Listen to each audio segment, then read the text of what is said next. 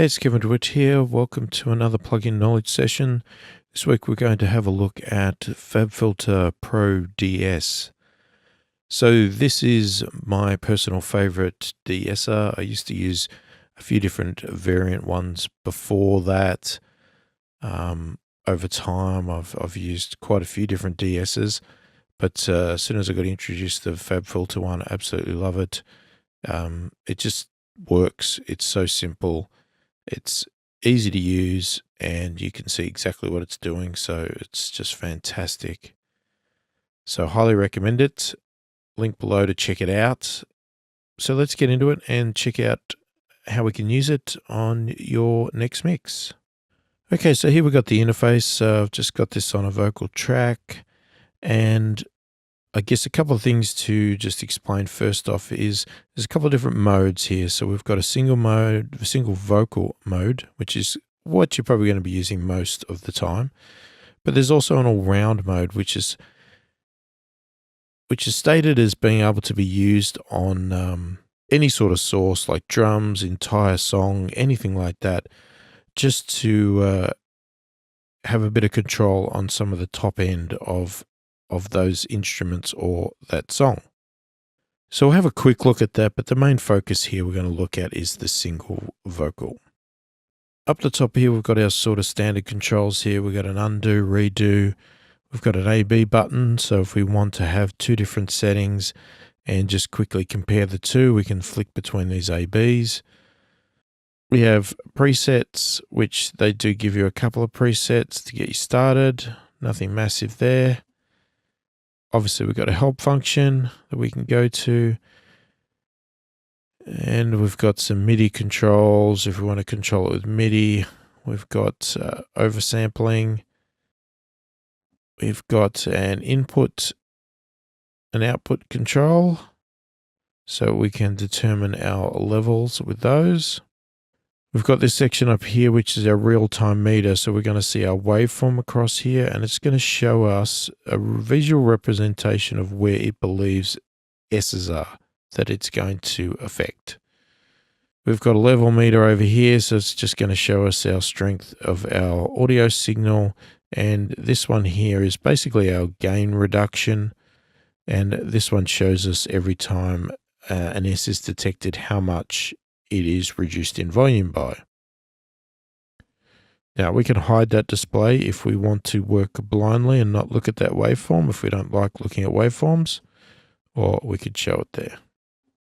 So we've got our threshold control here. So this is going to determine at what level the signal has to go above before we actually will start to look at it and de-ess it. We've got a range control here, which sort of determines the amount of reduction that can happen, or the maximum.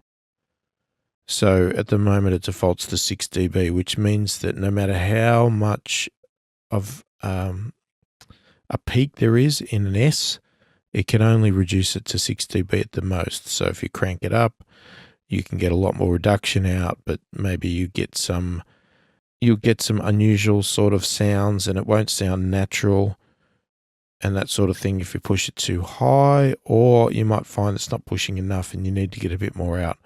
Or even 6 dB might be too much for what you want to do, so you might want to reduce that control down so that you can't go any higher than 3 dB or something like that. We have our low pass and high pass sort of filter here, so this is where we can actually select the range that we want to be able to have impact on. And this is again a visual representation, because as the audio is playing, you'll see this color up and you'll sort of see where the peak is by the darkness of the color. So we've got 7K to 14K, which is our standard sort of range for a bit of de-essing here. That's the default. So we can go down to 2K and we can go up to just turning it off altogether and having no limit, or back to 14 or whatever else there. Okay, so let's go back to our mode selection here. So as I said, single vocal is your standard. That's what you're going to do most of the time for vocal tracks. And the help function here, it basically states that It uses some more highly intelligent detection that splits the sibilance from the non-sibilance, whereas the old all-round setting is used for anything else, other instruments, entire mixes, that sort of thing. And what that does is it basically uses this high pass and low pass filters sliders. It doesn't use advanced detection to find the sibilance, like it's not looking for S's as such. It's basically just looking for peaks within this range that go over the threshold that will then get reduced around that. So it's not using the good technologies that's introduced into this plugin.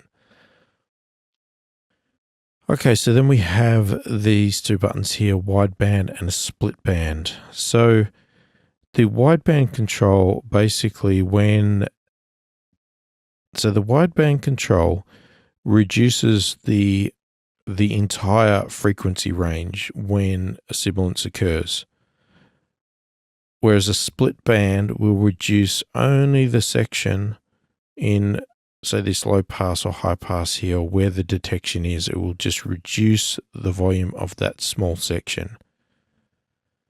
Now, you might think that for vocals, it would make more sense to do split band, but actually the recommended approach is the opposite. It sounds more natural to reduce all of the frequency range when on a vocal, when it's hitting a sibilance. So that's the recommended approach, is to use wideband. It just sounds more natural than it does to go on split band. They recommend using split band if you were doing sort of the all-round setting here and you're actually affecting an entire mix, because you don't want to reduce all of the frequencies when you do that. You only want to basically reduce down those high frequencies. So you can set a side chain here. So by default, you've got the inside chain, which is basically this here. So this is our side chain, setting our frequency ranges that we are looking for, listening to. We could also set it to an external if we want. So the stereo link thing here is a little bit sort of advanced. So if this only operates when we're on a stereo track. We happen to be on a stereo track with this vocal because it's a sample. So if we were to, right now it's linked stereo 100%. So whenever it does a gain reduction, it does it equally on both channels, left and right. If we were to drag this to the other way and go fully 0%, then the channels are totally independent. So it's going to reduce the left and right channels independently based on what frequencies it's hearing. If it hears the sibilance in the left, it'll pull the left down only and not the right. And you can do a combination anywhere in between if you want to do a not full on, but you don't want to go in totally independent either. So when we go to the other side here, we turn the plugin into looking at it in mid-side mode. And this is probably more commonly going to be used in, say, mastering or something like that, where you're not placing the plugin on a vocal track, you're placing it on the entire song, but you want to impact the vocal track or something like that only. So in this case here, with the button set to mid, if we go to all the way across here, then we are only affecting the mid. And the reason you would do this in mastering is generally the vocal track is placed in the center of the mix. It's in the mid. So if it's in the mids, then setting this one here will have no impact on anything in the side. So it's less likely to impact on the music and mainly focus on the vocal itself. Now, they make a reference in the manual that you might want to switch it over to side and do the same thing. But in this regard here, you might be targeting the BGVs, which might be in the left and right, and they're not in the center. You don't want to target the main vocal. You just want to target the BGV. So it could be handy for that. Majority of people are probably not going to use it. And then anywhere in between, again, is going to be a proportion of it. So 50% of the side only, and the rest will be in the mid, that sort of thing. So we can get a combination of the two, but the default obviously is to leave it at 100% stereo. And Obviously, if you're working on a vocal track, it could just be a mono vocal track anyway, and in that case, you're not even going to have that setting at all. And there's a look ahead setting here that we can go up to 15 milliseconds. This one's very handy for extremely transient sort of material because it allows the plugin to start de-essing in advance, and basically, as it states, looking ahead. And without that feature, sometimes some of the very transient S's or T's at the very start, especially of very fast vocals, they might get missed by the plugin because they might just slip through. But using a look ahead there, which again, it's defaulted to 12 milliseconds. So by default, they're allowing some look ahead in there to allow the plugin to catch as many of the S's and T's that it wants to without any slipping through. So again, generally that's a setting that most likely you might leave at default, but definitely worth playing with. So if you do find that it's chopping too much of the transients off of the start of the words and sounding unnatural because it's pulling down the S's and T's too much too quickly, then reducing that look ahead setting will help with that, because it'll allow the transients through before it starts to actually pull the S's down. So what can happen with plugins like this is sometimes these plugins need to work very fast, and when they do that and they're attenuating sibilance at extreme rates or changing frequencies or EQs, that sort of stuff, what they can do is states that they can introduce a little bit of aliasing, which can cause a bit of distortion and reduces the quality of your audio signal. So when you turn on oversampling, this is supposed to be a way to reduce that by running the internal process. Running the internal process is a sample rate that is 2 or 4 times higher than the host sample rate. So they state that you would more likely use this if you've got song that it's doing a lot of work. It's catching a lot of S's quite often, very high range settings, that sort of stuff. So that's where you would turn that feature on. The downside of turning this feature on is it's a big CPU hit. So the higher the setting, the more CPU you're going to use. So if you're already pushing your CPU with your mix session, then this is not going to be very good for you. But if you were doing a mastering session or something like that and using this plugin, then you might turn that on because the demand on your system is a lot lower at that stage because you're working on one audio file, and this could work quite fine. So this button here is a bypass for look ahead. I skipped that before. We've got a headphone button here. This allows us to audition what is actually happening and what we're doing, but we've also got an audition down here as well, which we can turn on. So I'll check the two between the two because I'm not sure what the difference is or why each one's there. Okay, so let's just run through and start playing with it. So I'm going to bypass it at the moment, and we've just got this vocal track. This is going to get a little bit annoying because it's going to repeat over and over again, but unfortunately it's the only way to really show how these work. So I'll turn it down a little bit so it's not too annoying. So the story goes, so the story goes, so the story goes. So you can hear we've got some S's in there because we've got story. So we should be able to trigger something with this. So in our default state, let's get it back into default. And we bring it in. Let's see what it does. So the story goes, so the story. So you can see the S's being drawn on the waveform here. And this is what I'm saying I like about this plugin. It actually shows you what it believes is an S. If I do this quickly, you can see the darker lines are showing what it's being reduced.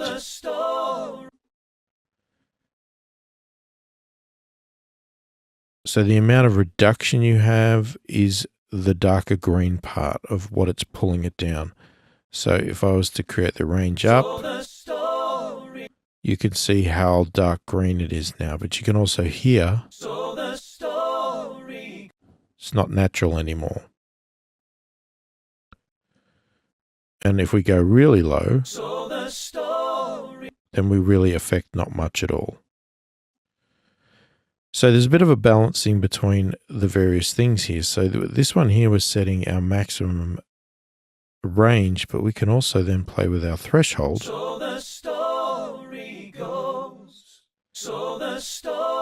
And you'll see we put the threshold to 0, we're really not affecting anything anymore. You can see over here nothing's happening. But you can see the ring around the control here, so you can get a good indication by watching that where you should be putting your setting. So you can see if I put it here, it's not affecting it because the wave things, the level is not happening till there.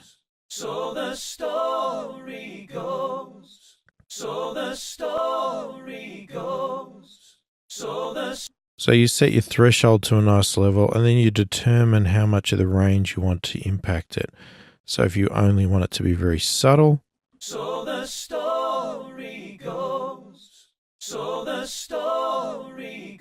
but that might not be enough, you might want to go really high.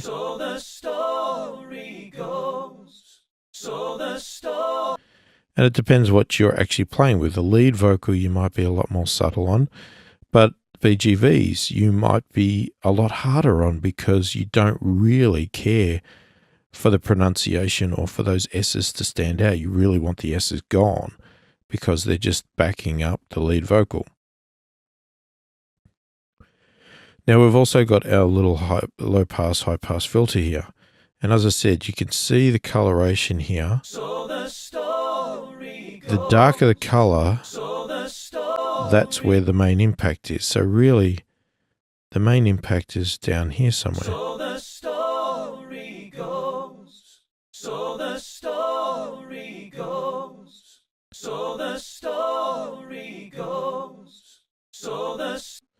So obviously when we're in wideband mode, this is all we are looking at. Okay, we're telling the plugin to only look at frequencies between here, but it's still pulling down all of the frequencies.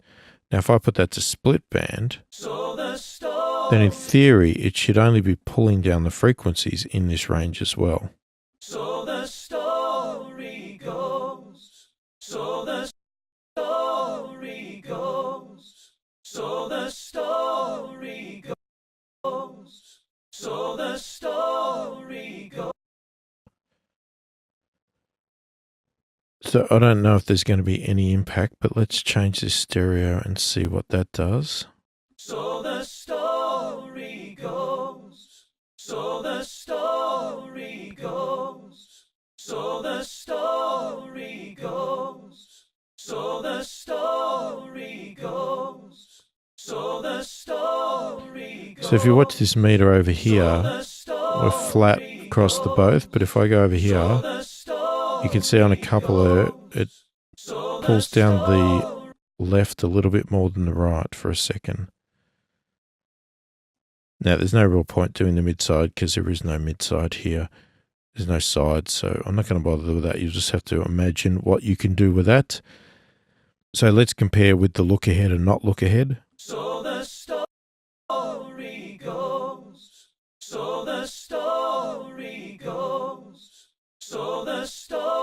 So with it off, you'll see it's a little bit flat there. It's not catching that very first little peak. So the story, so the story. See there, it's just sort of missed that very start. If we turn it back on, so the story goes, so the story. We're catching all of that waveform there now. We're not missing that very start bit, but we could reduce it as well. So the story goes, so the story goes, so the story goes, so the story goes. So the manual recommends about 10 milliseconds for vocals, even though it defaults to 12. Why they would default it to that, I don't know. Okay, so let's try these audition settings here. So if we click on this one here,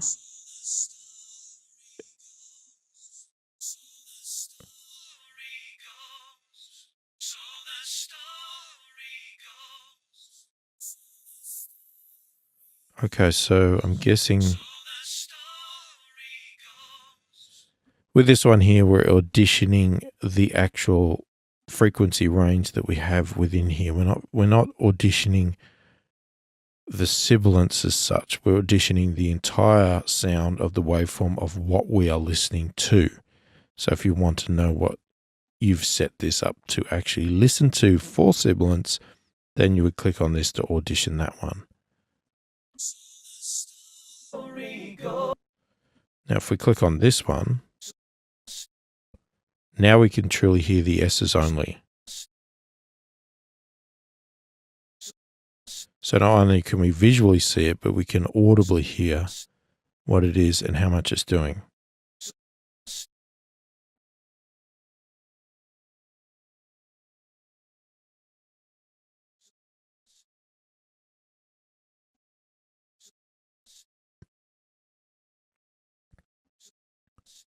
So very handy for setting up to make sure you're not reducing too much, or if you're not reducing enough, because having it down here, while you might see a little red line, can't really hear any difference. It doesn't sound like it's doing anything. So you want it to be pulling down something, but you might go, that's way too much that we're pulling down. Let's get out of that. So that's obviously handy for that. Plus we've got the visual representation. The other way that's a good way to set these up as well is make sure you listen to the vocals. If you start to hear them sound like they've got a lisp, then unless they actually have a lisp in real life, you've gone too far. Okay, so let's see if we can simulate that. So if you do start to get somebody that doesn't normally have a lisp sound like they have a lisp, maybe back off your de-essing a bit. So the story goes, so the story goes, so the story goes, so the story goes, so the story goes, so the story goes, so the story. So you can sort of hear a little bit there. It's hard to do with what they're saying. If it was a proper line of vocal, you might get it a bit better, but you could sort of get the idea that you can hear the qualities of it starting to sound like somebody's got a lisp, you know, so they're talking like this because you've cut all the S's off. So if you suddenly get that, you've gone a bit too far and you need to back off your controls a bit and get it down to a more natural level where you're getting some gain reduction in your S's so they're not jumping out and poking you in the ears as you're listening to them.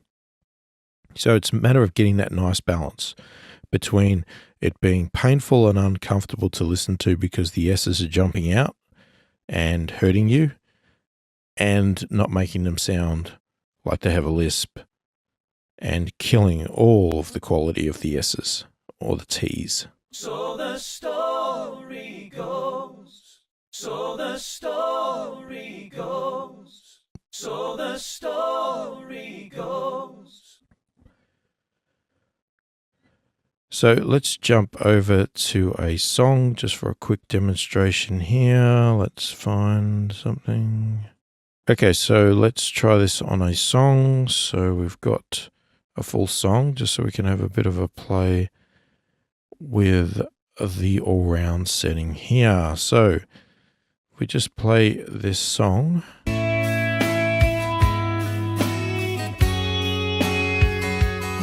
So in single vocal mode, it does pretty much nothing because it's looking for S's and it's not hearing S's or T's because, as I said, in single vocal mode, it's using some advanced algorithms and stuff like that to actually detect the S's.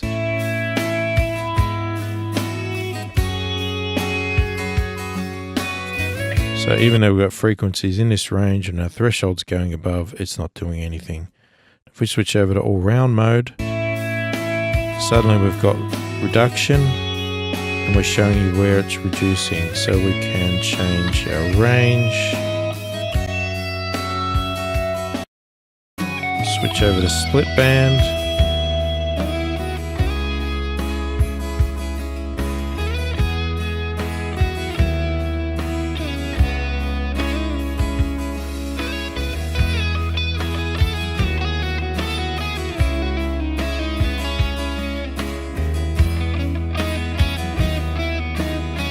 so that's obviously extreme.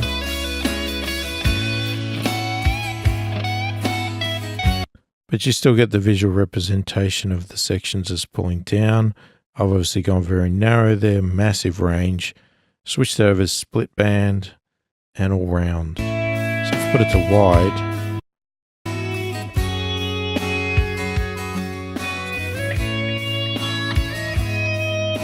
you can hear it sort of pumping as it's pulling everything down. If you go to split band,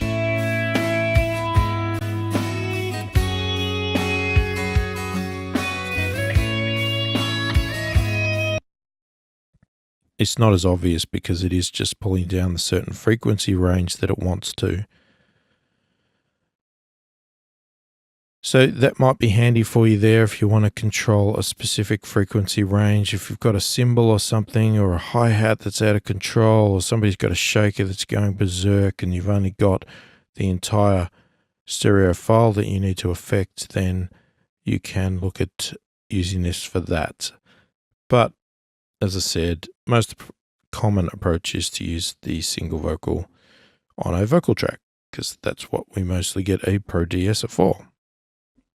So that's the FabFilter Pro-DS. As I said, I use it all in all my mixes now. Absolutely love this plugin as soon as I found it.